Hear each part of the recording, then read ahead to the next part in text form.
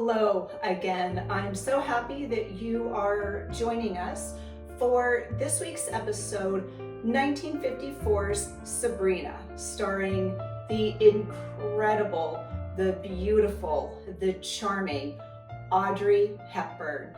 And the name alone stands for grace, elegance, and of course, fashion. At the beginning of Sabrina, we see her dressed very plainly like this. And after her travels to Paris, where she becomes a chef, she returns to the US a glamorous, sophisticated, worldly woman. But that's only the beginning of her story. Audrey Hepburn herself was known as a fashion icon. Women around the world have emulated her style for more than 70 years, and she has stood the test of time as a true fashion icon. Audrey Hepburn's style balanced simplicity, sophistication, grace, and charm, all to make this one amazing, iconic package known as Audrey Hepburn. Audrey Hepburn's allure was about subtlety. Rather than being a full-figured, buxom blonde that was characterized by women of her time, she preferred a more demure, graceful balance to her style. Born in 1921 as the daughter of an Irish banker and a Dutch baroness, Audrey Hepburn's life kind of emulated the Cinderella story aspect of many of her movies. And at 5'8" and very slender, she informed a lot of her style based on her frame, her posture, and just her training as a ballerina. Now, she was unsuccessful as a ballerina and transitioned into small roles in TV and film, and it was in 1953's Roman Holiday that she got her big break, and in 1954's Sabrina, she became a household name.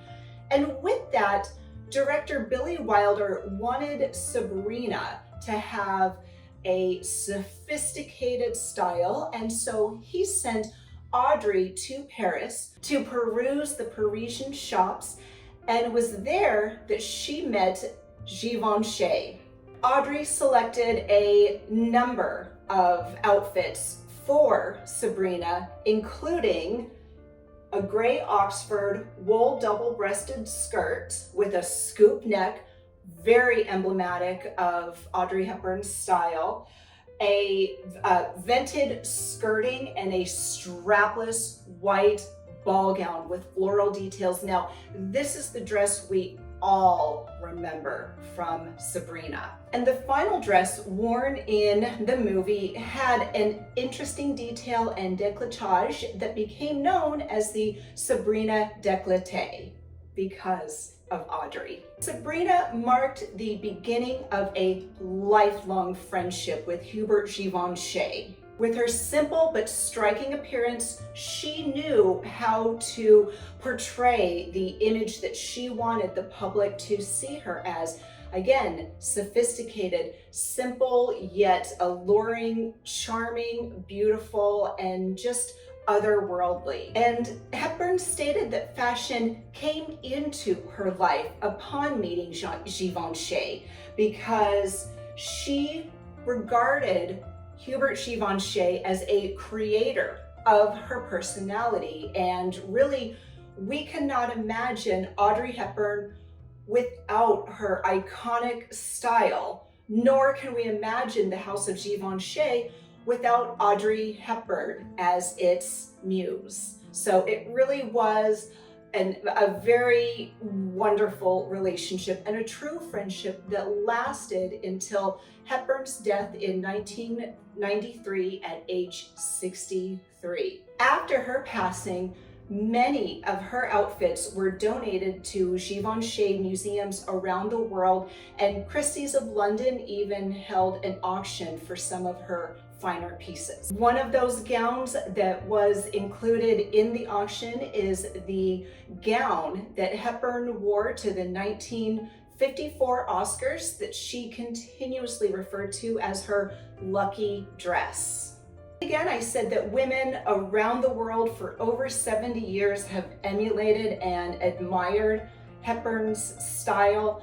I myself have invested in quality pieces as she did, looked at the design of an outfit rather than following trends.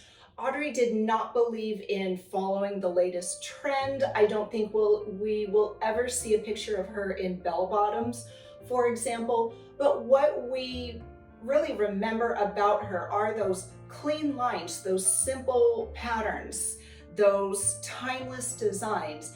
And that is what I have based my style sensibilities on for the past 2 decades. So without knowing it, I've emulated Audrey, but what a fantastic tribute to her by emulating her without being overtly obvious. So pieces associated with her brand of fashion include trench coats, marinières, headbands, waist belts, ballet flats, indigo jeans, headscarves, white lacy gowns, a black dress, later becoming known as the little black dress, full look beige, and chandelier earrings. And Audrey Hepburn was added to the Style Hall of Fame in 1961. And shortly after her rise to prominence, Barney's of New York developed an entire line emulating her style so that women around the world could look like their fashion idol. And Hepburn's power is so ubiquitous. She's so embedded in our understanding of fashion history. Her outfits on and off screen both timelessly and emblematically represent the sartorial shifts of the 20th century. And it's a style that remains distinctly hers.